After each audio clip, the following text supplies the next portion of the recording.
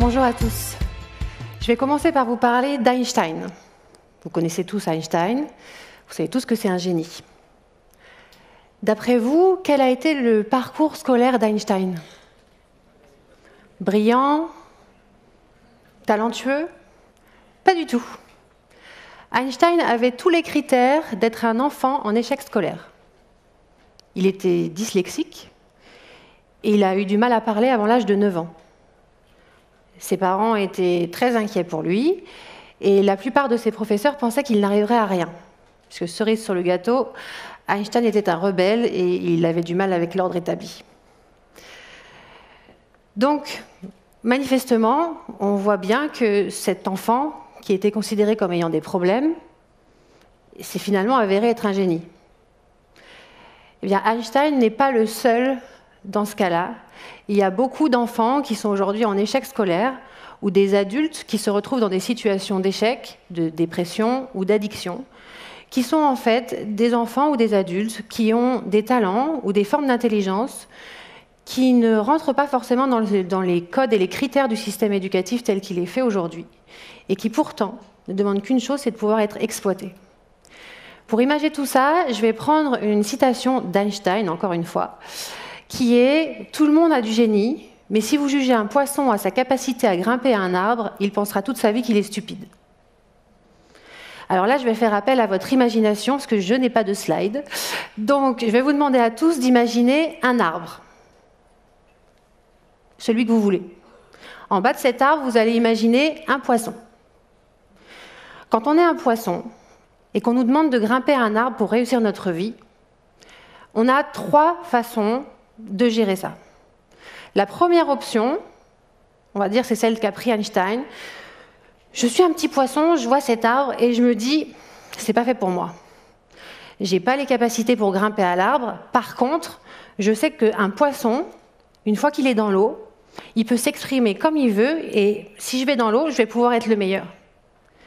Mais ça, c'est pas donné à tout le monde. C'est pas donné à tout le monde d'avoir cette force, de savoir ce pourquoi on est fait. Donc dans la plupart des cas, dans ce que j'ai observé, on a le cas numéro 2, le cas numéro 3. Le cas numéro 2, on est un poisson, un arbre. Donc tout le monde nous dit, pour réussir dans la vie, il faut avoir la bonne réponse, il faut faire les bonnes études, il faut choisir le bon métier, et là on aura bien réussi sa vie. Donc, ok, ça c'est l'arbre. Moi je suis un poisson, ça va pas être facile. Mais je vais essayer, parce que je vois que tout le monde y va. Moi aussi. Donc je suis là, donc imaginez bien, là, imaginez bien tout ça. Vous êtes là, vous êtes le petit poisson, vous devez grimper à l'arbre. Ça fait un petit peu mal, vos écailles se frottent contre l'écorce. C'est pas facile.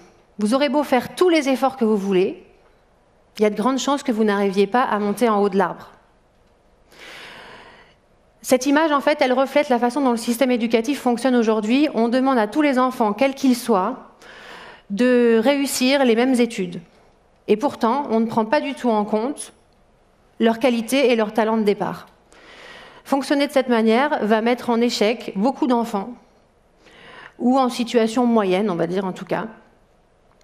Et le problème de tout ça, c'est que beaucoup d'enfants vont passer à côté totalement de leur talent, et ils vont même croire qu'ils sont nuls, stupides. Et ça peut porter préjudice même sur leur vie d'adulte.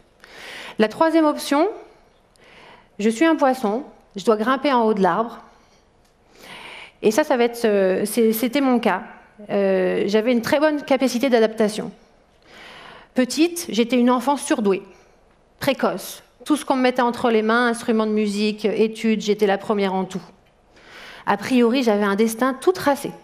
Une grande réussite m'attendait. J'avais réussi à monter en haut de l'arbre, mieux que tout le monde, avant tout le monde. Bizarrement, à 18 ans, c'est l'explosion et c'est l'effet inverse. 10 ans d'addiction. C'est pas vraiment ce qu'on m'avait dit. Donc là, je commence à chercher, parce que tout le monde me dit, si tu as des addictions, c'est que tu as un problème. Donc je commence à chercher pourquoi j'ai eu des addictions. Je regarde un petit peu dans mon enfance. J'ai pas eu une enfance difficile, au contraire. Et si je regarde mon parcours scolaire, il était exemplaire. Et en fait, en creusant, je tombe à un moment donné sur un livre sur les adultes surdoués. Et là, pour moi, c'est un déclic, puisque ce livre est en train de décrire exactement tout mon mode de fonctionnement. Il m'explique que si je me suis toujours sentie différente, parce que depuis petite, je dis souvent, je me suis toujours sentie comme un rond dans un monde de carrés. J'avais l'impression de ne pas pouvoir exprimer vraiment ce que j'étais. Je me sentais différente, mais personne ne m'avait donné un mode d'emploi où on ne me disait pas que je pouvais être ce que je suis. Alors j'ai fait en sorte de me fondre dans les moules, et j'avais en plus une capacité à capter assez rapidement ce qu'on attendait de moi. Donc je me suis fondue dans les attentes et dans les cases qu'on m'avait proposées. Je l'ai fait même très bien. Donc je suis arrivée en haut de mon arbre, et là en ce moment je travaille beaucoup, je travaille avec des personnes dans le monde entier qui ont extrêmement bien réussi leur vie, au-delà de la moyenne, et qui pourtant se retrouvent eux aussi dans des formes d'anxiété aiguë, addiction, dépression.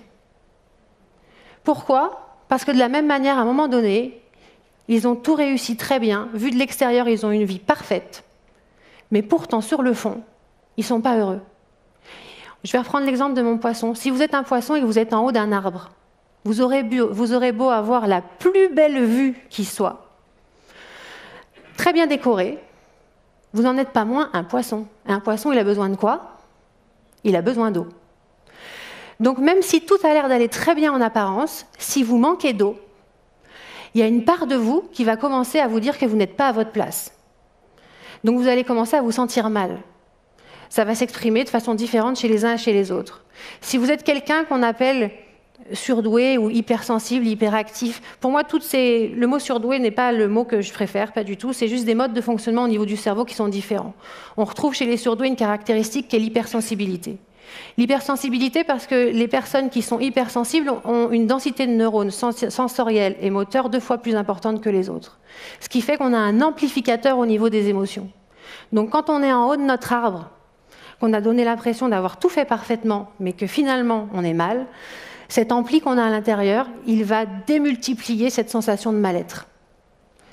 Le problème, c'est que vu de l'extérieur, comme tout le monde nous dit qu'on est géniaux, qu'on a l'air d'avoir tout bien réussi, on ne comprend pas du tout pourquoi on se sent mal. Les personnes dont je m'occupe qui ont tout réussi, vous imaginez quelqu'un qui a tout réussi, sa vie professionnelle, sa vie financière, il a réussi ce que tout le monde voudrait, il a toutes les belles étiquettes de CEO, de fondateur de très grosses entreprises, etc. Et pourtant, il n'est pas heureux. C'est horrible.